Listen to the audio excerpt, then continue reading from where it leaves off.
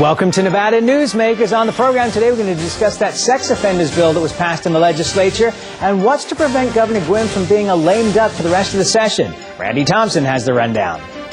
We have the president of the Children's Advocacy Alliance, Donna Coleman, and joining her is George Togliatti, the director of Department of Public Safety, and then Lisa Foster, deputy chief of staff to Governor Guinn. And coming up on the Power Pundit panel today, Scott Bensing, Marlene Lockhart, and Liz MacMenamin. It's all coming up next on an all-new Nevada Newsmakers.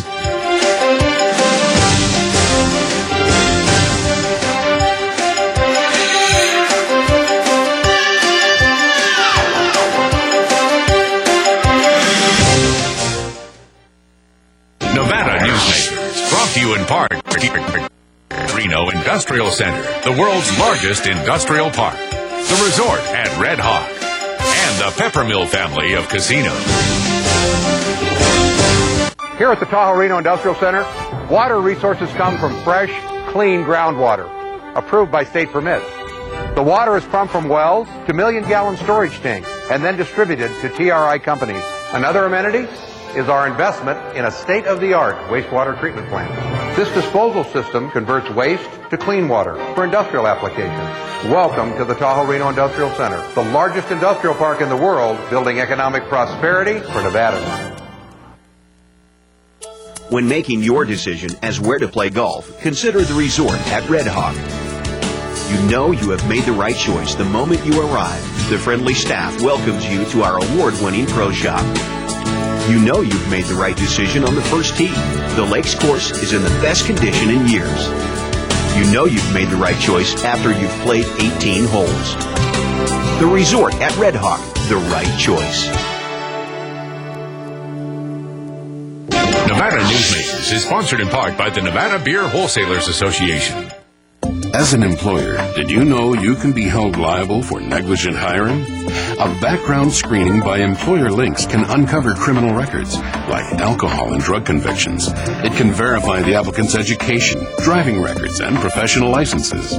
Employer Links can check civil records, registered sex offender records, and Social Security fraud. Hiring the right person shouldn't be a gamble. Call Employer Links. Employer Links, protecting your investment. So, who do you use for workers' comp? Pro Group Management. Ah, I've heard some good things about them. You bet. Employee background checks, safety training, claim seminars. Oh, and here's the great part. If you have an issue, they work for you, not against you. Sounds perfect. And expensive. Well, that's the best part. They saved me 30%. I've heard they've saved others 50%. Works for me. Pro Group Management. Finally, workers' comp that works for you. And now, back to Nevada Newsmakers with Sam Shad. And back on Nevada Newsmakers, we're joined by Donna Coleman, who's the president of Children's Advocacy Alliance, and George Togliatti, director of Nevada's Department of Public Safety. Welcome to both of you. A return appearance. You were here when I was on vacation talking about the sex offender bill that was going through the legislature. Tell us how things went. You got a portion of it, but not everything. How did it work out?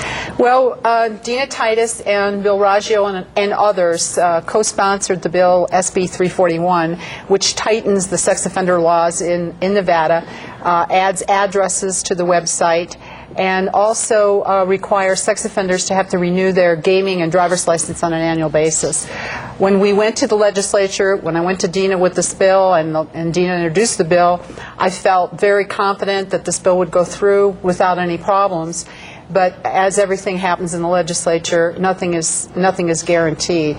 And there was a lot of game playing, a lot of politics going on with this bill, and it really upset me that they would do that with this particular bill. Anybody in particular that you want to point out here? Well, you know, let's go start off with Bernie Anderson in Assembly Judiciary.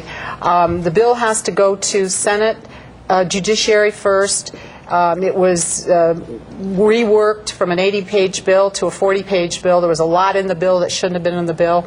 Then it went to the Finance Committee in the Senate, it went through fine. Then it went to the Assembly Judiciary. Now, in session 2003, when we established the sex offender website, my organization actually paid for the sex offender website because we knew that if there was a fiscal note on it, there was no way it was getting through. So when it got to Assembly Judiciary in the 2003 session, Assemblyman Anderson wouldn't even hear the bill. He refused to hear it. So Senator Rawson grabbed the bill, tacked it on another bill and as an amendment, and that's how we got it passed. And I was pretty upset at that point. Okay, what is Assemblyman Anderson's problem with the bill? Assemblyman Anderson, from what I understand, and it was reported recently in the Nevada appeal, that his problem with the bill was that he felt that it would cost too much money and put too much of a burden on the criminal repository, and that he felt that the sex offender population was a very small part of the general criminal population in the state, which is not true, because if you look at the state in whole, we had 187 murders last year, and we've got 5,700 active sex offenders. So, what's the, and to put a price tag on keeping track of sex offenders and keeping our children safe is outrageous. Okay, well now you're an advocate, and I understand where you're coming from.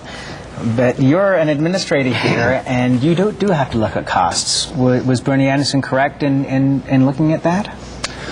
The entire legislature looked at all the costs, particularly with not only my department, but other departments. And it was, even though there was some money available this session, it, in my opinion, wasn't any easier to get money from the legislature. They were pretty tough with the buck, but I would like to mention that and rightfully so, I should say. Oh, and rightfully so. It's always a tough fight trying to get very competitive to get our share of the dollar. But I'd like to also give a plug to the governor's office, because he got us involved, and he said, get a hold of Donna Coleman and get a hold of and you take your department and work on this bill, and then work with Senators Raggio and Senator Titus. And it was very bipartisan, and in my role, apolitical, to get this thing through. And we got, with a one-year driver's license and gaming card, it really helps law enforcement. Okay, Donna, I know that Senator Titus has already said she'll help you with the next phase of this in the next session. What are you looking for out of the next session? Well, this really is going to affect sex offenders. It's going to be a tremendous effect on sex offenders, because they're not going to be able to get a driver's license unless they have registered. And the reason that's important is because Nevada is the fifth worst in the country for sex offender registry. We have 39% out of compliance. To give you an example, Arizona's got 5%. So I'm pretty happy with the things that we got in the bill. There were 3 pieces that got amended out in Ways and Means, which, in my opinion, is crazy. I don't understand where Ways and Means gets off taking anything out of a bill that doesn't have anything to do with money. I mean, how does that happen? I believe it's called politics, Tom. Well, it shouldn't have happened that way. And the 3 pieces they took out was that prison officials, mental health workers, and teachers are exempt from the sex offender laws. So if you offend, and you're a mental health worker, and you offend on a person in your facility and do a sex offense, you're not required to register as a sex offender like every other person in the state. The teachers, some are required, but most of the offenses are not required to become sex offenders. That means a teacher can be fired for a sex offense and go to another state and not have a record as a sex offender, and that is wrong. These people should be held to a higher standard, or at least the same standard, and I'm not sure it's legal. And I'm looking into it right now, because there may be a lawsuit against the state of Nevada for this. Let me just go to the other side of this coin here. We let people out of prison after they've served their terms. We want them to be registered. Is there a concern at some point of vigilantism when you have this much information on websites? I don't think there's any history of vigilantism when you put names on websites, and it's been used before in other states, and addresses. And from our perspective, we have the ability to put anything on the website, whether it's a business address or a residence address. And again, that decision was made, and should be made through the community and their representatives to decide how much or how little information goes on there. But there's really no history of any vigilantism. What about recidivism of this offense? What percentage do you see? That, again, to me, and Donna will have her opinion on this, but I think we're still in a gray area on recidivism as far as what types of crimes, because there's so many different, when you clump sex offenders into one group, there's a whole bunch of different types of sex offenders, those involved with, children, young people, on young people, and so on and so forth. And I'm not that comfortable with the statistics that are out there right now. Okay, Donna? I will tell you that I've read a lot about recidivism, and I work with people at the Center for Sex Offender Management in Washington, D.C. This type of crime is a highly unreported crime, and the recidivism rates are all over the board. We really don't know what they are. We do suspect that pedophiles are not curable and that their recidivism rate is very high. We know that there's been studies done, and there was a test done where they went into prisons and did lie detectors on sex offenders and found out the average sex offender had 110 victims before they were caught. Okay, what is the address of your website? Which website? The sex offender website? nvsexoffenders.gov. Okay, and we'll put that on the Nevada Newsmakers page at KVBC and KRNV, and we wish you continued good luck in this project. And it stirred a lot of interest the last time you were on, and I'm sure this is going to do even more. Thank you both for being here. We'll be right back on Nevada Newsmakers after this. For a videotape copy of any Nevada Newsmakers program, call 775-857-2244. The tapes are $20 each, including shipping. My family started this business 27 years ago. We work hard to serve our customers and our community. But it's getting harder and harder to keep the doors open. For example, our workers' comp is going through the roof. Isn't anyone on my side anymore? The Retail Association of Nevada is. If you're a small business owner, we can cut your workers' comp by up to 50%, lobby for your interests, and keep you informed. Put us to work today.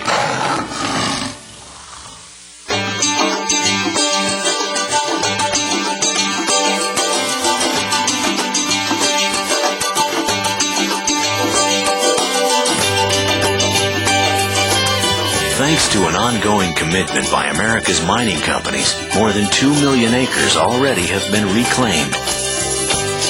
To learn more about reclamation or other aspects of mining, visit nma.org. The National Mining Association. Reno's best dining values are all at one casino, the Pepper Mill. You can enjoy great savings on our popular specials. Pepper Mill's coffee shop offers daily lunch specials, low-carb dining, and all your favorite comfort foods. You'll find sensational lunch specials featuring Reno's freshest seafood, sushi, pasta, and more at Oceano. And early bird specials at Reno's Premier Steakhouse and Romanza Ristorante Italiano. The best values are at the Pepper Mill. Where are you dining? Your best value in sight is here for you to see. From frames to lenses to eye exams, you're covered A to Z. Davis Optical, your best value in sight. Davis Optical Centers, with 2 locations in Reno and Sparks. Davis Optical, your best value in sight. And now, back to Nevada Newsmakers with Sam Shad. And we welcome to the program Lisa Foster, who is Deputy Chief of Staff to Governor Guinn. Pleasure to have you here. Thank you, Sam. Tell us, if you will, what the last couple of days were like at the legislature. In the last legislative session, a lot of people said that Governor Guinn wasn't at the legislature a lot and wasn't applying as much pressure as he might have done. That was definitely not the case this time around. No, it sure was not the case. We were very involved round the clock. As you know, the legislature went all night Monday night because they needed to do a special session, and that was extended. And he was very involved in helping decide a lot of the last issues. We negotiated so many things with legislators right at the end. And he wanted to have his rebate. Absolutely. And he held hostage Barbara Blecky's prescription drug bill until the very end there. Well, I don't know if he held it hostage. It was being held between the two houses. There was an energy bill that the Assembly was holding while the Senate held hostage her prescription drug bill. But in the end, Everything came out. Everything came out. He's going to be signing that bill. Okay. Was there a sense of relief at the executive office when the session was finally called? Absolutely. I think that it was disappointing when they didn't finish on time, but they did wrap up right after noon on Tuesday, and it was very much a sense of relief. We got a lot of wonderful things passed out of the legislature. They were successful in really doing some good things in, of course, our rebate. We were excited about that. $100 million education program that we had put together. Bills that legislators wanted. The capital improvement plan that we have. So many good things are going to happen in the state now as a result of what they did. Okay, about 18 months left for Governor Guinn to serve. He's already actively gotten himself involved in the upcoming governor's race by trying to bring on people to run. But how does he prevent himself from being a lame duck? What is his plan over the next 18 months? Well, it is a $6 billion organization. We have 16,000 employees. He's running a big company, essentially, and you can't do that by not showing up. He's going to be very involved in implementing the new bills that were passed, the new laws that have come into place. He will be continuing to serve as chair of the Transportation Board. I think he's the only governor in the country that does that.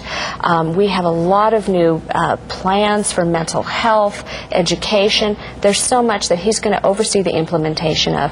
Starting with the rebate, we're getting that going immediately. Now, people won't be receiving their checks until the fall, though, correct? Probably. We don't have the timeline yet. We're still trying to work through that. We're hoping by the 1st of September, maybe a couple weeks after that. Now, will this be an automatic process, or will people have to apply for this? It's an automatic process. We're getting the website up and running. You could probably go to the DMV website either now or within a couple days and see what will happen, how you will get that check. It's important that people update their address with the DMV if they haven't done that recently. Okay. Do you think that there's, or does the governor's office feel that there's going to be any problems when people find out? A lot of people were expecting a $300 rebate. That kind of was what got out there at the beginning of this discussion, but now it seems that it's going to be a minimum of $75, and then could go upwards to the $300 figure. Is there going to be a problem when people find out that they're not going to get as much as they thought? Well, hopefully not too much of a problem. I'm not sure why people thought that it was always pitched as a maximum. I think we in the media may have made that mistake in getting it out there. And when viewers hear $300 maximum, they're hoping that they're getting the maximum. I hope that people will understand when they get back just what they paid in. And for so many people that only paid in the minimum of $39, they're getting a lot more than that back. And Lisa Foster, we thank you for being here. Thank you. We'll be right back on Nevada Newsmakers after this. This is Nevada Newsmakers. For more than a decade, the Southern Nevada Water Authority has been helping the community embrace conservation as a way of life. That includes replacing more than 50 million square feet of grass with water-smart landscaping. During the worst drought on record, watering restrictions and tough landscaping codes have reduced the community's water use by billions of gallons, even as thousands of new residents were moving into Nevada. That's smart water management, and that's our promise to Nevada. When making your decision as where to play golf, consider the resort at Red Hawk. You know you have made the right choice the moment you arrive. The friendly staff welcomes you to our award-winning pro shop. You know you've made the right decision on the first tee. The Lakes course is in the best condition in years. You know you've made the right choice after you've played 18 holes. The resort at Red Hawk, the right choice. I tell you, John, this industry has really changed. Tell me about it. You seem to do pretty well last year. What's your secret? No secrets. Although I'll tell you something. The smartest thing I did was sign up with Pro Group Management. Really? They do workers' comp, right? Yeah, their services are great. And get this, they saved me 30%. I've heard they saved others 50%. That works for me. Pro Group Management. Finally, workers' comp that works for you. As an employer, did you know you can be held liable for negligent hiring? A background screening by Employer Links can uncover criminal records, like alcohol and drug convictions. It can verify the applicant's education, driving records, and professional licenses. Employer Links can check civil records, registered sex offender records, and Social Security fraud. Hiring the right person shouldn't be a gamble. Call Employer Links. Employer Links, protecting your investment. And now, back to Nevada Newsmakers with Sam Shad. And we're joined by our Power Pundit panel today. A great one as always. Marlene Lockhart is here with Capital Strategies. Liz MacMenamin with Government Affairs for the Retail Association of Nevada, one of our proud sponsors. And Scott Bensing, Chief of Staff for Senator John Ensign. Pleasure to have all of you here. Okay, so Dick Durbin yesterday apologizes to the Senate for making the comparison with the U.S. interrogators at Guantanamo Bay being like Nazis and Pol Pot and all these other horrible characters from the past. You know, he's the deputy minority leader. What in the world was he thinking? Well, I think he wasn't, and that's Right. the operative word. I think we've got a real problem going on. I think the entire Congress, both sides, need to ratchet back the rhetoric. I think folks are very concerned about what they see happening in D.C. and the level of dialogue. We've got some huge issues. We're a country at war, and I think folks forget about that. And when the language that is being tossed around on both sides, back and forth, continues, it is not helpful to solving or even having an intellectual discussion about any of these tough issues. But, you know, Liz, don't the Democrats have to have started out this session with a harder line than they had before? Oh, absolutely. To establish a beachhead? What, no, with an exclamation point at the end of it? Yeah, a huge no, two exclamation points. Yes, no, they absolutely have started out with a harder line. And I don't know that it's going to soften during this administration. It would be interesting to see if they do pull back and soften some of their viewpoints and start supporting what's actually going on. You know, I brought this up yesterday on the Pundit panel, Scott. It looks more and more like John McCain is running the Senate on the Republican side. And Dr. Frist is not doing a very good job. Even David Brooks in yesterday's New York Times attacked him. Well, I didn't catch that New York Times piece. That's not my paper of choice necessarily. Let me get back, if I could, to Senator Durbin's comments. The White House called them reprehensible. By the way, David Brooks is a conservative. I just want to point that out. And the New York Times prints him? Mm-hmm. I don't think it was a matter of each side just ratcheting up language. I think those remarks, as everybody has come to understand, were above and beyond. We're much over the line. And they went not to just the policies of the president, but they went directly to the men and women who are serving around the country, but specifically in Gitmo. And I don't think it's just another blip in the verbal war. I think it, unfortunately, I think some people have gotten too far over the line. And the apology, I think, was healthy, and we'll see where we go from there. But we'll see if he actually wears a Club Gitmo shirt now, like Russ Limbaugh selling. Okay, your boss, Senator Ensign, is working on getting into the leadership before he even gets into his second term here. Would you get us up to speed on this? Well, absolutely, which is the leadership elections will be held after the 2006 election. Senator Ensign is up for re-election. If he is re-elected, very strong opposition. Yes, sir. We are running a vigorous campaign. Nevada is none of the above. In case you were wondering. Nevada is a small state. Anything could happen. So we're preparing to have a top-tier candidate. On the leadership front, Senator Ensign has announced that he will run for vice chairman of the conference, which will allow him to do a number of things. Most importantly, will allow him to be at the table with Republican leadership when strategy is discussed. Guy, right? He'll be number 5, and will be the only state, assuming Senator Reid maintains his title, the only state with both senators in leadership. And we're very excited about that. Now, the elections have not happened yet, but we're well positioned. How do you see that leadership shaking out? I mean, is Frist running again? Senator Frist he may run for president. He's term limited himself in the Senate. Okay. I believe Senator McKyle will probably take over majority leader. Senator Santorum will step up to whip. Senator Kyle, conference chair. Senator Hutchinson from Texas policy chair. Okay. Is the way it's shaping up. Marlene, even from a Democratic point of view, having a Republican senator as number 5 person in the Senate has got to be helpful for the state of Nevada. Oh, absolutely. There's no question about it. And I think you see what the leadership role that Senator Reid has and has held consistently even before his current reign as minority leader, what that has done for the state of Nevada and the benefits that have accrued back to the state. If Senator Ensign is successful, it just doubles the prestige of the state of Nevada and also the opportunity for Nevada not only in benefits but to have a major say in policy issues of this entire country. I think it's tremendous. Just being able to have a seat at the table is impressive. So well, and also, and this is obviously praise Senator Ensign Day.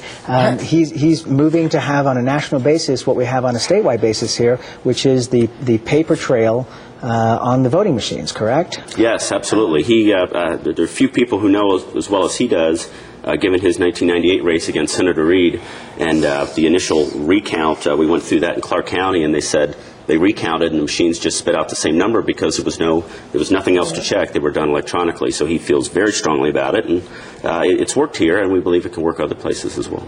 And the important thing is that you don't actually get a receipt, so you can't walk outside of the polling place and get your dollar for having voted for the candidate of your choice, which will be a good thing. We'll be right back on Nevada Newsmakers after this. Nevada Newsmakers, brought to you in part by the Tahoe Reno Industrial Center, the world's largest industrial park, the resort at Red Hawk, and the Peppermill family of casinos. High-tech companies demand perfect world amenities. They require clean, reliable power, state-of-the-art fiber optic communications, and clean water sources. In a perfect world, companies would have immediate access to rail and interstate freeways. There would be 4-lane expressways that shorten shipping times and provide convenient commute routes for valued employees.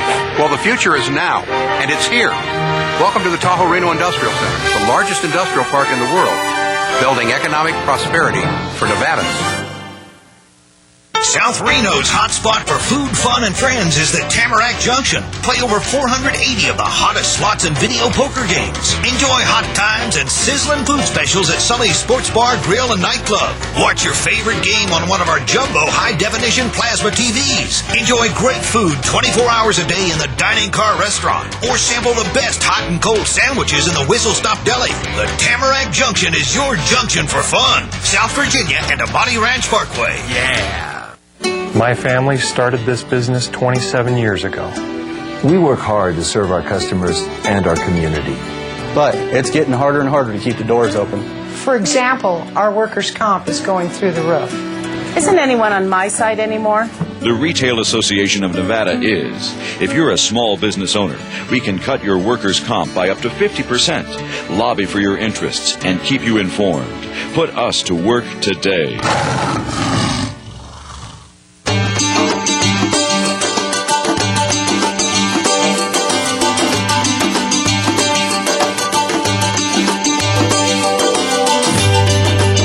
The materials we rely on every day come from the ground, and modern mining technology brings them to us cleaner and safer than ever before. To learn more about America's natural resources, visit nma.org, the National Mining Association. Join us next week for a lot of great guests. We'll see you then on Nevada Newsmakers. Thanks for watching. Bye-bye.